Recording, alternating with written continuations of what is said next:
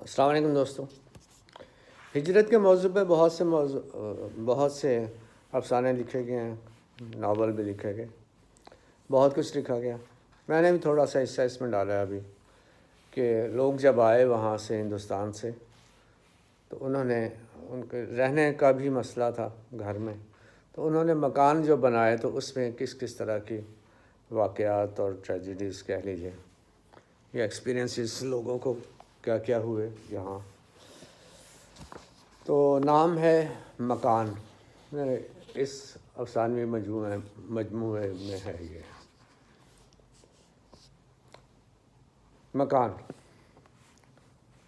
میں نہیں جانتا ابا کو محکمہ بحالیات کے کتنے چکر لگانا پڑے، تاہم ان کی چال سے مایوسی اور تکان کے بوجھ ضرور محسوس کیے جا سکتے تھے۔ یہ مایوسی محض دفتر کے چکروں سے متعلق نہ تھی، بلکہ جو امکانات اور حالات ہمیں گھیرے ہوئے تھے ان کی اس حالت کا باعث تھے۔ ہجرت کے فیصلے میں تذبذب کی ایسی کیفیت تو نہ تھی کہ سرحد کا رخ کرنے میں ہچکچاہٹ ہوتی، مگر اقربا کے ساتھ چلنے کے ارادوں میں وقت کا فیصلہ نہ ہو پا رہا تھا۔ پھر ایک ہی گھر سے لوگ فیصلہ کرنے میں یکجا نظر نہ آتے تھے۔ آخری فیصلے میں تو ایک انتہائی موڑ نے ابا کو ایک بار پھر امتحان میں ڈال دیا۔ دادا دادی نے ہمراہی سے انکار کر دیا۔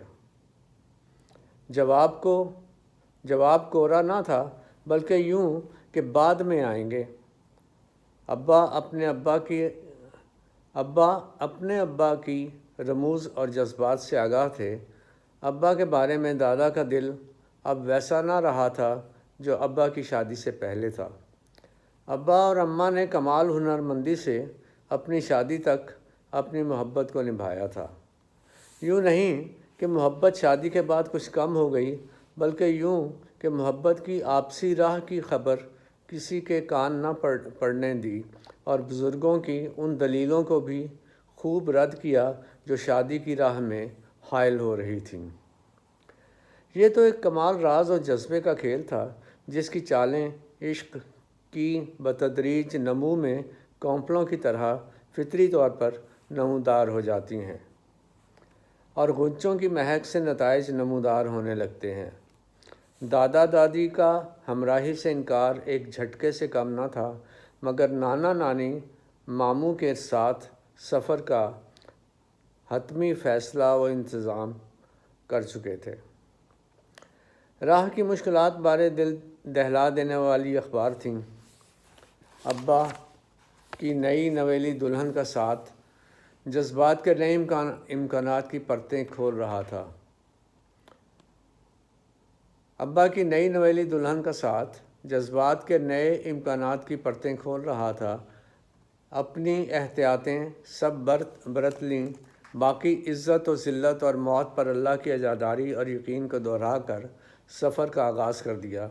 اس کے بعد تو لگتا تھا ہجرت کے تمام امتحانات مکانی اور قلبی عشق کی منزلوں کا سفر تھا، جس میں بڑھتا ہوا ہر قدم منزل کے قریب سے قریب تر کر رہا تھا، اور یہی احساس اماں اور ابا کی محبت کو یوں یکجا کر رہا تھا جیسے دو خوشبوئیں مل کر جذبوں کو معطر کر رہی ہوں۔ جب سیاسی اور معاشرتی ابتری کسی بڑے ملکی المیہ کا پیش خیمہ محسوس ہونے لگی، تب تک لاہور میں ابا کو ایک 3 مرلے کا مکان مل چکا تھا۔ ماموں کا خیال تھا کہ کچھ کاغذات ابا نے اصل کے علاوہ بھی بنوا رکھے ہیں، مگر یہ وہی کاغذات تھے جو اصل تھے اور ابا کے نام پر ہی تھے، بلکہ بڑے اور چھوٹے ماموں نہ صرف اپنے بلکہ اماں کے نام کے بھی کچھ جعلی کاغذات بنوا لائے تھے جن کا کلیم وہ کراچی میں بھی کروا چکے تھے۔ یہ کام ابا سے خفیہ ہی کیا جا رہا تھا۔ اماں اور ماموں کی ایسی خفیہ بات چیت کا اندازہ جب ابا کو ہوتا تو وہ کہتے تو کچھ نہ تھے، بس اپنے دل کو گھائل ضرور کر لیتے تھے۔ اماں کو اس بات کا افسوس ضرور ہوتا کہ محبت کا سارا سال بہنے والا دریا آلودہ جمود کا شکار ہو رہا ہے۔ اس بات میں شدت تب پیدا ہوئی جب ایسی گفت و شنید میں ماموں کے علاوہ نانا نانی بھی شامل ہونے لگے۔ نتیجہ گھٹن میں اضافہ، اور پھر اچانک بات سمجھ میں آئی کہ اماں کو کوئی بہت بڑا فیصلہ کرنا درپیش ہے۔ ابا اماں اس فیصلے کے موضوع پر لگتا تھا بات چیت سے گریزاں ہیں۔ وہ محض ایک خلیج کے پاٹ کو وسیع ہوتا دیکھتے رہے۔ ابا کی زبان تو بند ہی رہی۔ دونوں ماموں اور نانا نانی کا رویہ ابا کے لیے ناقابل برداشت ہونے لگا۔ وہ زیادہ وقت گھر سے باہر گزارنے لگے، اور جب گھر بھی آتے تو گھر والوں کے ساتھ رابطہ ایک زہر آلود خاموشی کے سوا کچھ نہ ہوتا۔ ہم سب کا کراچی جانا ناگزیر ہو چکا ہے، املاک کے معاملات ہیں۔ ایک روز نانا نے ابا کو اطلاع دی۔ ابا نے اماں کی طرف دیکھا۔ وہ سر جھکائے، منہ نانا کی طرف کیے، نظریں نیچی کیے سن کھڑی تھیں۔ ابا نے نظریں ان کی طرف ٹکائے رکھیں۔ اماں نے کوشش کر کے نظریں اٹھائیں، مگر راہ ہی میں پلٹیں اور دوسرے کمرے کو بڑھ گئیں۔ اماں کی خاموشی جیسے ابا پر جھپٹ رہی تھی، اور یوں کہ اس کی حدیں طلاق پر آمادگی سے مل رہی تھیں۔ بڑے ماموں بھی کمرے کی طرف بڑھ گئے۔ دیکھتے ہی دیکھتے وہ اپنا مختصر سامان سمیٹے کمرے سے باہر آ گئے۔ اماں بھی ساتھ ہی تھیں۔ انہوں نے مجھے بھی انگلی لگایا اور باہری دروازے کو بڑھ گئیں۔ چھوٹے ماموں اسٹیشن کے لیے سواری لا چکے تھے۔ ابا حیرت زدہ وہیں کھڑے بچی ہوئی ہمت کو سمیٹتے رہے۔ ان کا ذہن مفلوج ہو رہا تھا۔ گھر سے باہر جاتی چاپوں کے ہتھوڑے بہت دیر تک ابا کے ذہن کو دلتے رہے۔ وہ بمشکل اپنے بستر تک پہنچے اور پھر اپنی ازدواجی زندگی کے منقطع ہونے کے امکان کو روتے اپنے تعلق کے واقعات کی چکی میں ڈولنے لگے۔ شادی کے تازہ دنوں میں جب بستر سے پھولوں کی خوشبو بھی نہ اڑی تھی، جب وہ گھر میں چلا پھرا کرتے تھے تو ایک دوسرے کو نظر بھر دیکھا بھی نہ کرتے تھے کہ کہیں نظر نہ لگ جائے۔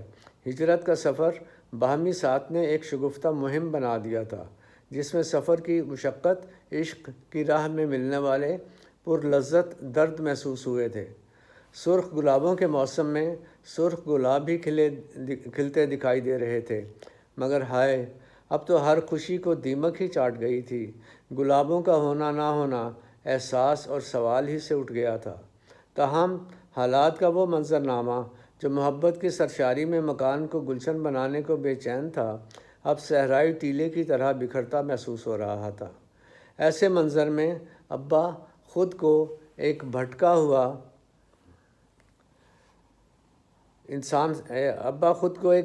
انسان سمجھنے لگے تھے۔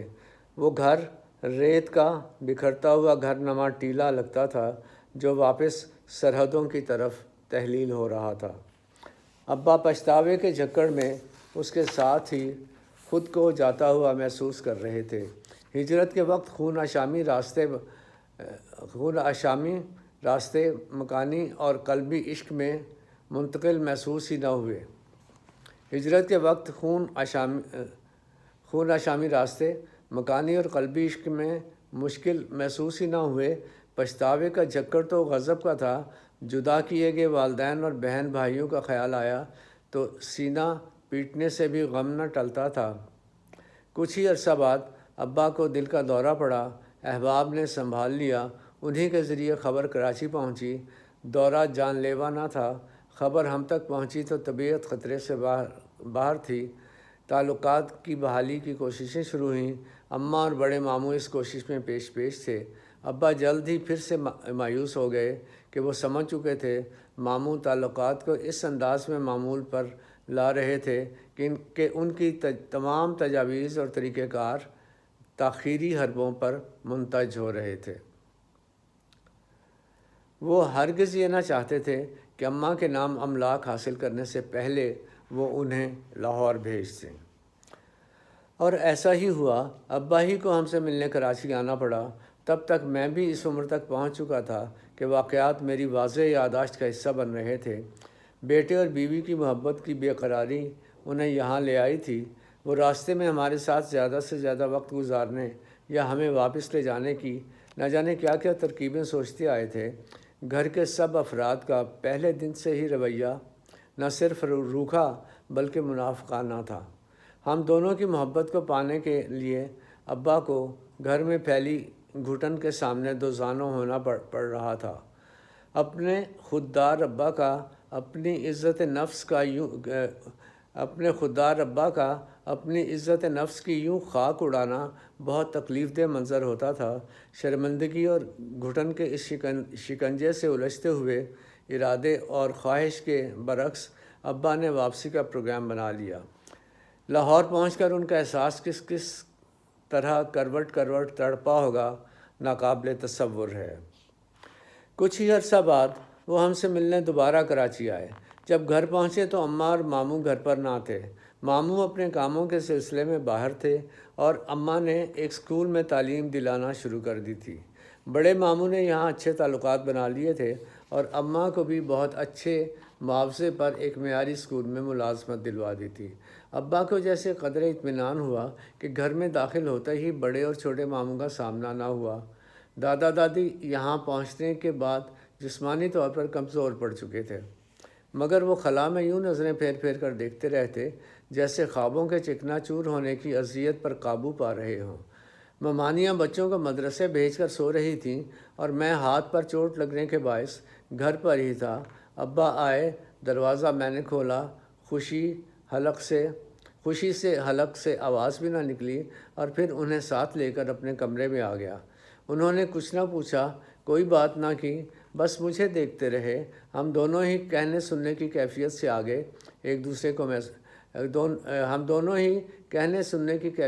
آگے ایک دوسرے کو محسوس کر رہے تھے۔ پھر انہوں نے مجھے آہستگی اور ملائمت سے یوں آغوش میں لے لیا جیسے میں کوئی شیر خوار بچہ ہوں۔ ایسا نہیں تھا کہ مجھے جو سکون محسوس ہوا اور جو تسکین ابا کی سانسوں میں نے سنی، اب مجھے ویسا ہی لگتا ہے۔ سکون تو بلا کا تھا، مگر چمٹے ہوئے زیادہ دیر نہ ہوئی تھی تو مجھے جلد ہی محسوس ہو گیا ابا بہت کمزور ہو چکے ہیں۔ تو میں نے ہاتھ پھیر کر ابا کی پشت پر سے ہڈیوں کو محسوس کرنا شروع کر دیا۔ ابا کو جیسے میرے احساس کی آواز پہنچ گئی تو وہ مجھے سینے سے ہٹا کر منہ چومنے لگے۔ پھر مجھے ممانی کی آواز آئی اور پھر مرحلہ وار گھر والوں سے ملاقاتوں کا سلسلہ شروع ہو گیا۔ اسی طرح وقت کے ساتھ ساتھ تیزی سے ابا کی گھٹن کے درجے زینہ بزینہ پروان چڑھنے لگے۔ ابا کے یہاں قیام کے دوران ہم تینوں ایک ہی کمرے میں سوتے تھے۔ اماں میزبانوں کی طرح ابا کی خدمت کرتی تھیں۔ اپنے زیادہ تر کام ابا خود ہی کر لیا کرتے تھے۔ اماں رات کمرے میں اکثر بہت دیر سے آیا کرتیں۔ وہ بظاہر گھر کے کاموں میں مشغول رہتی تھیں۔ میں ان کے ساتھ ہی سونے کا عادی تھا، اس لیے بے چین ہو کر انہیں بلاتا تو ابا مجھے بہلانے لگتے۔ بھلے وہ مجھے بہلاتے یا ماں کے انتظار کی اکتاہٹ میں سونے کا بہانہ کر لیتے، مگر اس کا نتیجہ یہ ضرور نکلتا کہ ماں کے کمرے میں آنے سے پہلے مجھے نیند آ جاتی اور میں سو جاتا۔ ایک رات میں بے چین ہوا تو اماں سے لپٹنے کی بے اختیار کوشش کی۔ اماں بستر پر نہ تھیں۔ میں اٹھ کر بیٹھ گیا، ادھر ادھر دیکھا۔ ابا پلنگ پر ٹیک لگائے بیٹھے تھے اور اماں کمرے کے ساتھ ہی غسل خانے میں نہا رہی تھیں۔ میں ابا کے قریب ہو گیا، پھر سونے کے لیے آنکھیں بند کر لیں۔ ابا نہا کر دوبارہ بستر پر آ گئیں۔ آپ سے بڑھ کر تو کچھ نہ تھا، اماں نے دھیمی آواز میں کہا۔ ابا کی ہوں کتنی پراسرار تھی۔ یہ گھر والے پہلے تو ایسا نہ سوچتے تھے، اماں نے مایوسی سے کہا۔ تو آپ یہیں پر کیوں؟ تو آپ یہیں پر کیوں؟ ابا کے انداز میں طنز تھی۔ انہی کے ساتھ۔ آپ کے ساتھ کا یقین ہے ہمیں۔ ڈرتے ہیں بچپن کی گلیوں کی طرح یہ خون کے بندھن بھی نہ توڑ دوں۔ بچپن کی گلیوں کی طرح ہمیں آپ کے ساتھ کا یقین ہے ہمیں۔ ڈرتے ہیں بچپن کی گلیوں کی طرح یہ خون کے بندھن بھی نہ ٹوٹ جائیں۔ پھر اماں کی آواز رند گئی۔ ابا نے انہیں اپنے ساتھ لگا لیا۔ اماں خاموش ہو گئیں۔ یہ یقیناً ایک پرسکون خاموشی ہوگی، کیونکہ دن چڑھتے ہی ان کی خاموشی سے سکون غائب ہو جاتا اور خوف اور گھٹن طاری ہو جاتی۔ حالات نے ابا کو جلد ہی لاہور لوٹنے پر مجبور کر دیا۔ ان کے اس فیصلے میں ماموں اور ممانیوں کی منافقانہ میزبانی اور اماں کی بے بس خاموشی نے जलती पर तेल का काम किया था। अब्बा की सांसें तब कैसे चलती थीं, अब सोचता हूँ तो दम घुटता है। वो बेबस और शर्मिंदा लाहौर लौट गए। लाहौर स्टेशन पर दिल का दौरा पड़ा। कुछ लोगों और इदारों की मदद से अस्पताल पहुंचाए गए। अफाका हुआ और इतनी मोहलत मिल गई कि हम लोग उन तक पहुंच सकें और कुछ अरसा उनके साथ रह सकें। अब्बा से तारुफ के हवाले से ये दौरानिया मेरा असासा है। दूसरा हार्ट अटैक जानलेवा साबित हुआ। इतना बड़ा हादसा हो गया। एक घर का सरबराह गुजर गया। एक इंतहाई चाहने वाली बीवी मोहब्बत की शादी के संगलाख रास्तों को अबूर करने वाली बेवा हो गई। इकलौता बेटा यतीम हो गया, जिसने बाप की शफ़क़त और तरबियत का रस तक न चखा था। इतने दर्द भरे मंजरनामे में ना मातम था ना बैन। नाना कराची से आए ही ना थे। अब्बा की मौत के चंद रोज़ बाद दोनों मामू घर से बाहर गए थे। घर में मैं और अम्मा अकेले थे। इस घर में वीरानी और पछतावे ने डेरे डाले हुए थे, जो बसने और सजने से पहले ही उजड़ चुका था। हम दोनों एक पलंग पर बैठे थे। माँ हिस्टरियाई कैफियत में बिस्तर, दीवारों और छत को देख रही थी। फिर उसकी नज़र मुझ पर पड़ी और पागलों की तरह मुझे चमटा कर धाड़े मार मार कर रोने लगी। बहुत देर बाद उसे जब सुकून आया तो नाकाबिले यकीन तरीके से वो घर को संवारने में लग गई, जैसे कुछ हुआ ही नहीं। दोपहर का वक्त था। दोनों मामू कमरे में आए। कमीज़ के सामने वाली जेब से कुछ कागजात पतलून के पीछे वाली जेब में डालने की गर्ज से निकाले तो उसमें ट्रेन की टिकटें भी थीं। वो जेब से जेब तक कागज़ों को यूं ले जा रहे थे कि सामने खड़ी बहन को वो टिकटें नज़र आ जाएं और उनके तासुरात बग़ैर सवाल किए जान जाएं। मैंने यहीं रहने का फ़ैसला कर लिया है, अम्मा ने खुद एतमादी से कहा। तो दोनों भाई बहन के मुद्दत बाद नमूदार होने वाले लहजे पर चौंक पड़े। उन्होंने हैरत से आपस में नज़रें मिलाईं, फिर सवालिया नज़रों से बहन को देखा। मेरा ये फ़ैसला अटल है, अम्मा ने कहा, और घर के कामकाज में यूँ मसरूफ़ हो गईं जैसे इस घर में मामूल की ज़िंदगी चल रही है। कोई काम से लौटने को है। वो पलंग की चादर दुरुस्त कर रही थीं। जैसे ही चादर किसी मुतमईन कुशादा पेशानी की तरह स्पाट हुई, तब तक अम्मा के भाई कंधों पर बैग लटकाए रवानगी के लिए तैयार अम्मा के सामने खड़े थे। वो अम्मा के सामने यूँ खड़े थे कि अम्मा के लहजे, नज़र या ज़ुबान की किसी भी नरमी का जवाब को जवाब बनाकर कोई बात शुरू कर दें या फ़िलहाल यहीं ठहर जाएं। खुदा हाफिज़। अम्मा ने इंतहाई इस्तकामत से भाइयों को देखा, मुझे बाजू से पकड़ा और दूसरे कमरे में दाखिल होकर अंदर से कुंडी चढ़ा दी। मेरा राब्ता जनरल आज़म के करीबी ताल्लुक़दारों से है। मकान हासिल करने का काम जल्दी करवाना होगा। सुना है उनके मशरक़ी पाकिस्तान के गवर्नर बनने की बात चल रही है।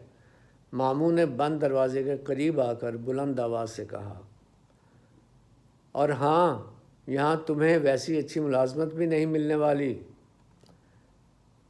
फिर जब घर की खामोशी छोटे बड़े मामू की तहक़ीर का ऐलान बन गई तो घर के बाहरी दरवाज़े के बाहर से बंद होने की आवाज़ आई। Thank you.